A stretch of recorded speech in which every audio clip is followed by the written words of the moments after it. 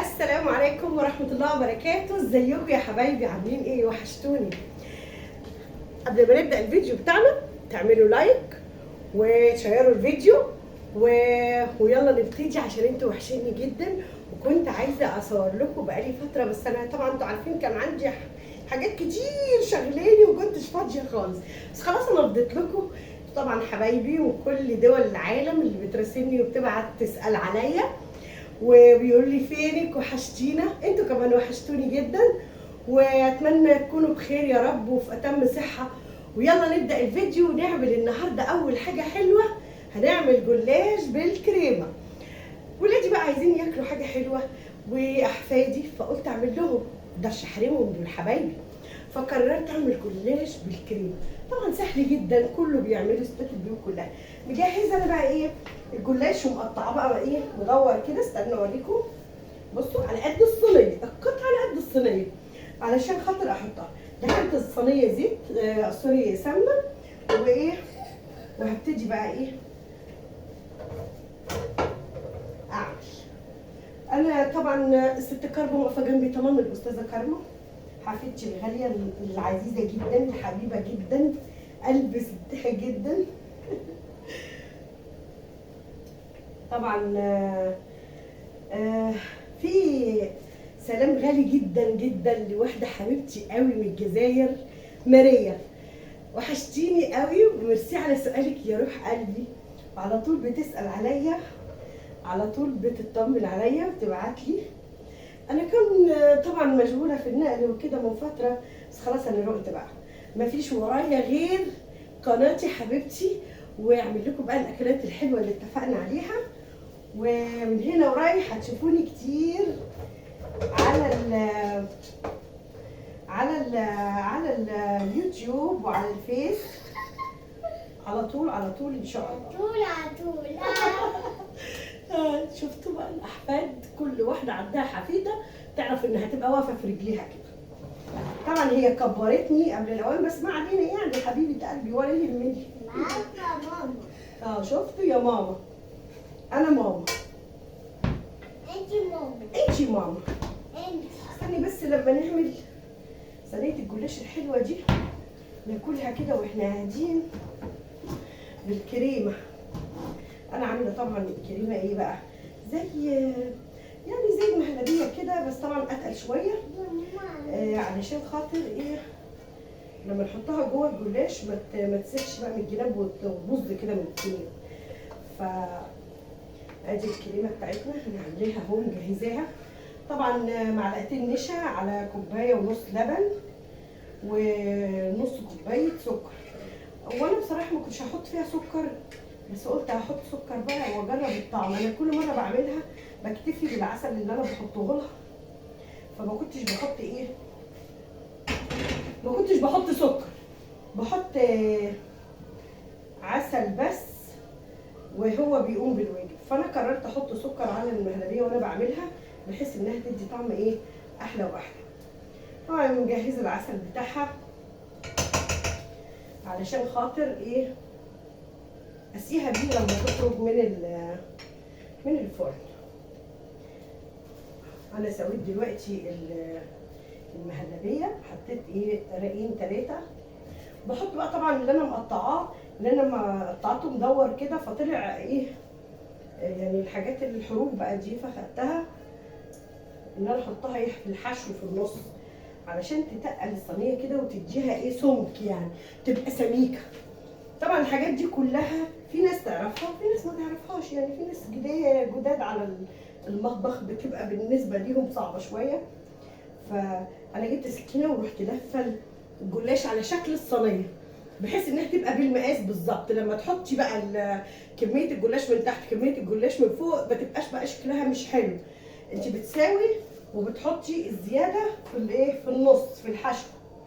طبعا بتحط لها سمنه، انا مسيحه السمنه ومظبطه كل حاجه بحيث انها ايه كل رق والتاني احط له ايه الحشوه واحط له رق عليه واحط له سمنه كده. انا طبعا حطيت الكريمه تحت علشان ما تتحرقش من النار، يعني الجلاش يبقى طبقاته خفيفه طبعا ما تستحملش، فانا طبعا حطيته من تحت وحطيت له كذا طبقه من تحت بحيث انها ايه ما تحرقش الكريمه. استني يا كرمايه حلوه. انت عايزه تعملي، بصي هي بتساعدني بصراحه، يعني بصراحه كارما قايمه معايا بالواجب وزياده شويه، يعني بقى مش قادره اقول لكم. هي على فكره اللي شجعتني اقوم اعمل الفيديو ده، وقالت لي يا تيتا يلا اعملي لي جلاش، فقلت لها يلا اعمل لك حاجه حلوه ونصورها ونشوف حبايبنا متابعيني. بقالي كتير ما صورتش معاكم ولا اتكلمت معاكم ولا شفتكم. النهارده بقى ايه، كنت قاعده قدام التلفزيون فشايفه عمرو اديب عمال يتكلم على المشكله اللي حصلت في مستشفى وسنا العام دي.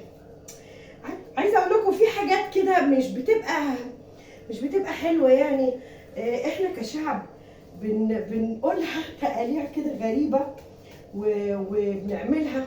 هو المفروض ان احنا ما نعملش كده وما نقولش كده. ليه بقى؟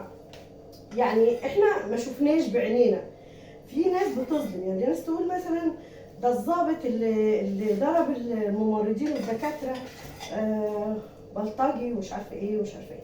طب ما انتوا مش في موقفه يا جماعه، ما انتوا ما تعرفوش ايه الاحداث اللي حصلت وصلته انه يخرج عن شعوره.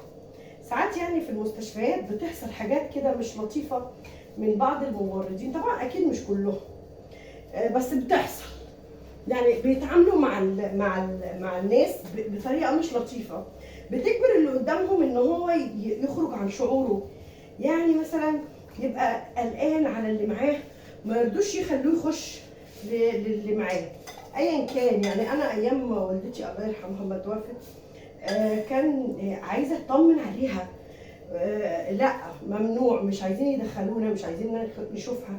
طب يا جماعه يهديكوا يرضيكوا، لا مش راضيين ابدا، ونتحايل ونتدايل، فده بيثير الاعصاب. يعني انتوا ليه بتعملوا الحركات دي؟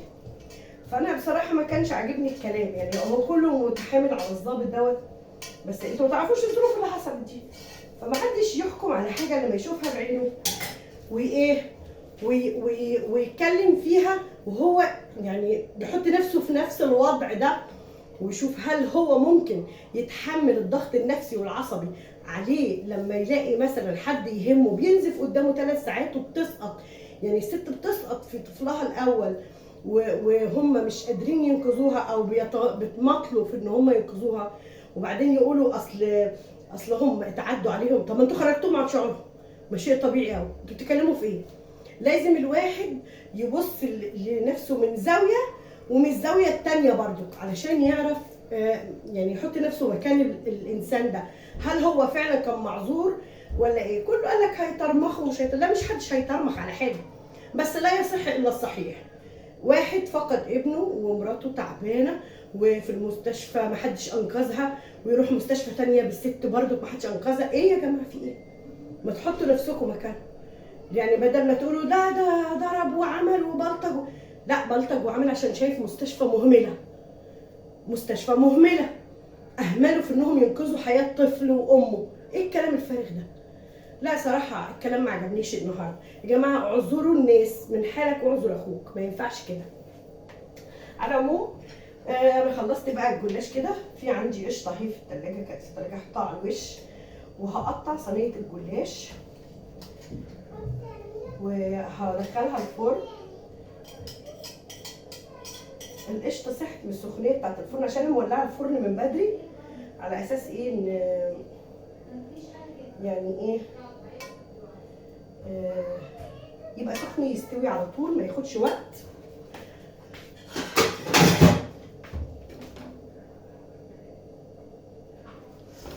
حبايبي وحشتوني قوي قوي قوي، مش عارفه اقول لكم ايه، من كتر ما انا بحبكم وحشتوني. ببقى نفسي كل يوم اعمل لكم فيديو، وخلاص احنا من هنا ورايح كل يوم هقابلكم، كل يوم هطلع على الفيس اعمل لكم لايف مباشر بيني وبينكم، نعمل فيه اكلات حلوه وعصاير فريش وحاجات جميله ان شاء الله.